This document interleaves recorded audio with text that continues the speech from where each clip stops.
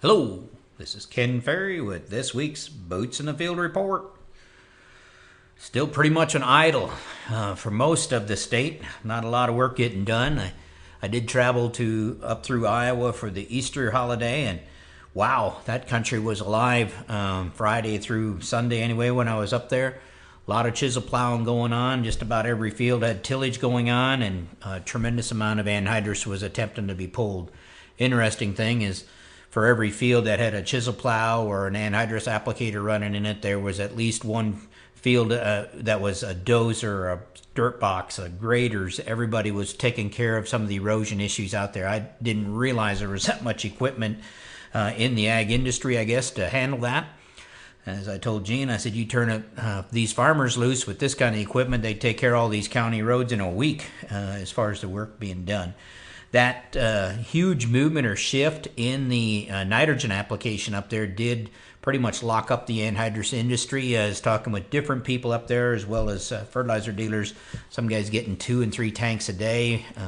Just couldn't keep up on the transport side. So people waiting for bars, people waiting for tanks. And some of those people have shifted to plan B or C by now and went into the dry urea. But talking with one retailer, because of the shift to dry urea, they've tapped out their urea supplies, and the Mississippi has had a lot of transport issues with the high water.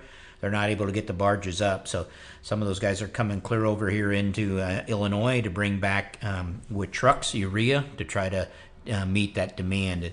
And as again, talking with the fertilizer dealer, I said, man, if you haven't prepaid your nitrogen, we can't even take that order right now. They're focusing on trying to take care of everybody that wants that nitrogen out there. So that's, situation here. We're not seeing that kind of problem because we're just not moving that kind of nitrogen yet. We've been still parked as we try to get closer and closer to making something happen.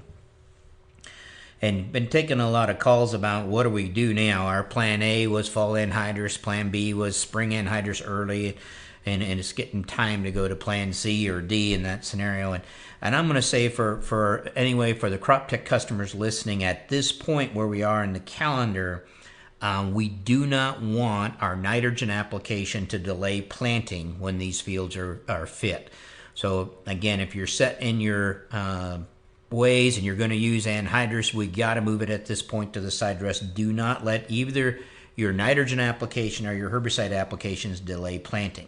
Again, when the field is ready. So I want you guys to start focusing on that ideal seed bed, especially in corn, where we want to get this corn off to a good start. Now, for the most part, the fields I'm visiting, the erosion issues are taken care of.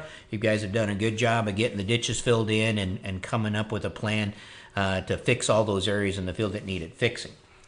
Vertical till, guys, remember, before you go, it's your wheel tracks. And there's wheel tracks that destroy seed bed. So don't be spraying out there if the sprayer is going to leave a wheel track that you're going to have to plant into, or tire lug track. So if you're using a Terragator or something like that with big floater tires on it, we have to be firm enough not to cause a serious wheel track compaction. So get out there, take your hand trawl, dig in the bottom of the lug of that sprayer, and take that soil up out of there. Will it crumble in your hand, or is it going to ribbon? If it's going to ribbon, that's a wheel track that's going to show up throughout the season. So we've got to wait before we make our application. It doesn't do you any good to wait for your harrow pass till the soil is dry if you're running too soon with the floater pass, and that floater pass you have to deal with. Now, the same way with that tractor. When you go to level those fields, it's the wheel track we're worried about, not the harrow. Compared to field cultivators, we have to worry about the depth that we're running that field cultivator. So if I'm down 4 inches with the soil finisher or field cultivator, I'm going to dig down there about 5 inches, ball up that soil hard, and see if it'll ribbon between my thumb and forefinger. If it does, and you're putting in compaction. If it crumbles off of there, we're just putting in a bulk density change. Now, fields that I've been walking, I'll be honest with you guys, for the most part, by the time it's ready to harrow and support the harrow, it's also going to be ready to plant. So I know some of you guys aren't comfortable doing that, but this would be a year to experiment with that. You're awful close anyway if you're just harrowing the field and planting it. But by the time these fields dry out, there's a pretty good chance we could just be out there planting into pretty decent conditions. Now, you guys running row fresheners, that's a little bit different because you're not planting in the wheel track. So we can run those fresheners when we get a good job of freshening that row up. All the thing you want to worry about on a row freshener is how much weight you're carrying, and some of you guys got tanks on your row fresheners, is what we don't get a pinch row symptom out there, be too much weight on the tractor. So you got to be dry enough not to cause a pinch row, but you don't have to worry about wheel track issues like we would if we were hitting it at an angle. And now here at Hayworth, we actually have had our third day with a minimum soil temperature at 2 inches of 52 degrees. Now, I know to the north it's not quite that warm, in the south it's warmer. Now, Saturday's lows don't look that good when it comes to corn, meaning the dip that we're about to see in temperatures. So looking at the forecast, no, I probably wouldn't be going crazy out there in the corn planting side of that window, but I probably would if I had a field dry enough fit to plant. I would get my first day willies out of the way, make sure that planter is locked and loaded for when we do come out on the other side of this weather pattern, that you're positive that all your GPS and everything else that you've got in there is going to do the job that you think it's going to do. Now, seed bed is everything when it comes to corn. So we pay attention. We do not mud corn in. Let me repeat. We do not mud corn in if we're expecting the yields that we have projected in our yield forecast. But beans is a little different. Beans is a little more forgiving. And I can give you a green light on the beans. And I would say, as we get geared up here, let's go after those beans. And let's plant these beans and wait for the conditions to change and switch over to the corn. Been getting a lot of calls about the bean burn down herbicide program, and as I'm telling you, I would not let your herbicide program slow down planting if the field is fit. That question comes mainly around 2,4-D. Guys saying, can I put 2,4-D on today, and can I plant tomorrow? And I'm saying that there's caution there. With this rain potentially coming in on Saturday, if we incorporate that 2,4-D before it volatilizes off, you're going to have troubles, plus you have a 5-day label restriction.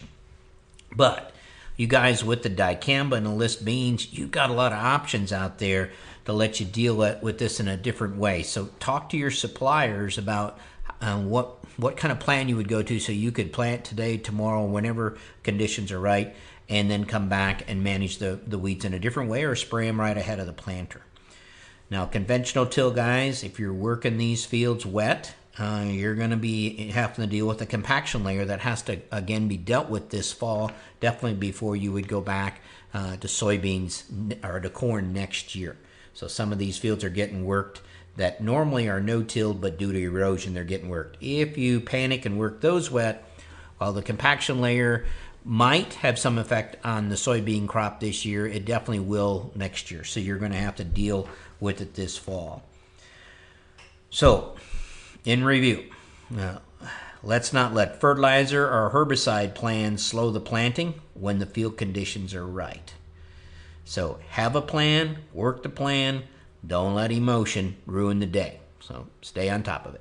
To stay up to date, check out our website at croptechinc.com and subscribe to our podcast, Boots in the Field Report.